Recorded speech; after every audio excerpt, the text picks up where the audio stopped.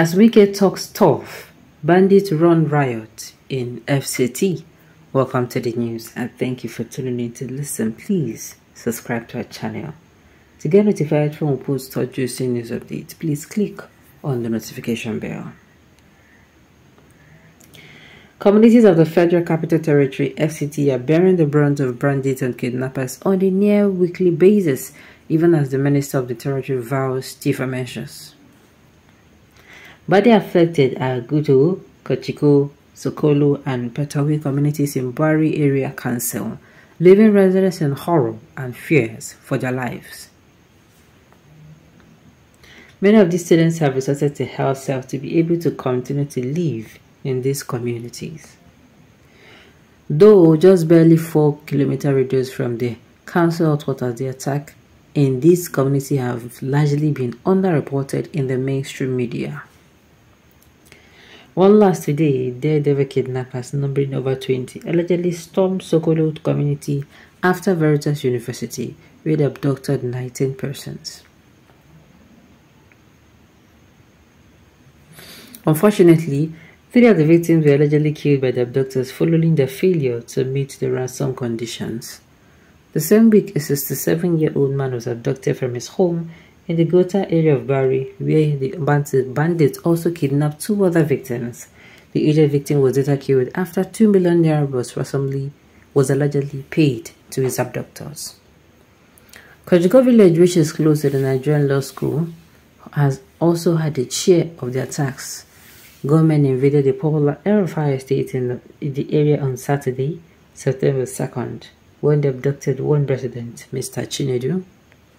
The victim's wife said the armed kidnappers forcefully took her husband after breaking through the fence to gain entrance into their compound.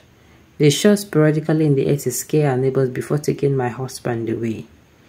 Residents of Kochiko Resettlement Development Area, KRDA, recently raised alarm over the incessant attacks and kidnapping in the community. The chairman of the Residents Association, Maibala Bego, told journalists that 5 people have been abducted in the last couple of months. He said, "We now live in fear as nobody knows who the next victim would be."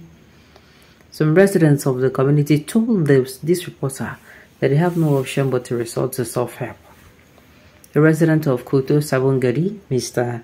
Sodeinde, told this reporter that the community have had to engage the services of a local vigilante whom they arm and provide bullets for. Bari has been under serious attack, but unfortunately not much is said about it. Alone 3 people died this morning from the kidnappers after Veritas University, and 16 people were kidnapped, making a total of 19. Here in Kutu, we organize our own vigilante, but they are not big enough to stand the strength of our bandits who come in their numbers. Most times they are over 20 and armed with FK-20, AK-47 shoots with AK-47 gun shooting non-stop. How can our 4 or 5 vigilante husbands withstand them with the 6 rounds of bullets we give them? The community has tried to hold them off, but we are overwhelmed by these brazen kidnappers who do not even bother to wear face masks. Most of them are young Fulani boys in their 20s. We hear the chairman has finally invited area commander because Sokolo, which is close to his own village, was attacked. Let us hope the police will find a lasting solution, because we have the police post here, but the moment the policemen were joined from this area, that was when the attacks became regular. The chairman of Bari Council Area Council, John Gabaye, broke the news of the kidnapping of 19 persons at a meeting during the FCT minister, Yesambike, and the 6th Area Council chairman. The minister, who was miffed at the development, said he will summon the FCT Director of State Services as well as the Commissioner of Police to receive inadequate briefings on the kidnap and facilitate rescue operations. The minister, while stressing the security issues must be taken more seriously by the chairman, considering their proximity to the grassroots, directed them to constitute surveillance teams in their respective domains. According to him, insecurity is a major problem all over, and those of you who are outside the municipality, you have to work hard. Information is key. the incident of kidnap we talked about, nobody has reported that to me. It is a serious issue and we need to call an emergency-less security meeting. I have to call. We have to call an emergency security meeting. I have to call the director of SSS and the CP now to give me more details because it is very embarrassing to me. Although I am happy you said the SSS official and the DPO and the affected council are informed on the situation. Attempts to get the police reaction to these issues were unsuccessful as the spokesperson of the FCT Police Command, Josephine Ade, failed to respond to messages sent to her known mobile network. Now, this is what I'm going to see.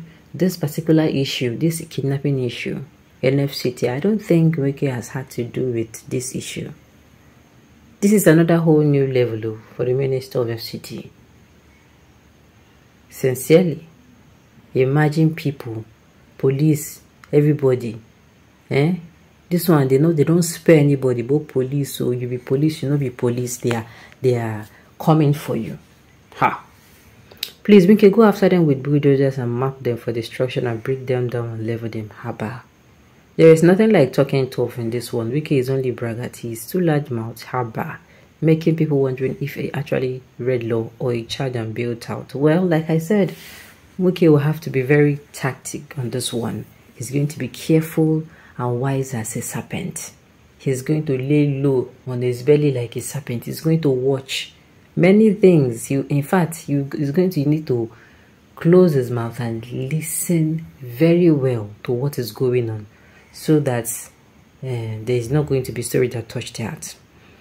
Nigeria, shame to you people, they call you giant of Africa. In your capital, they're kidnapping citizens. No security. Millions is the only poor masses are victims. Why can't they go to these thief politicians and kidnap them and robust with your said government?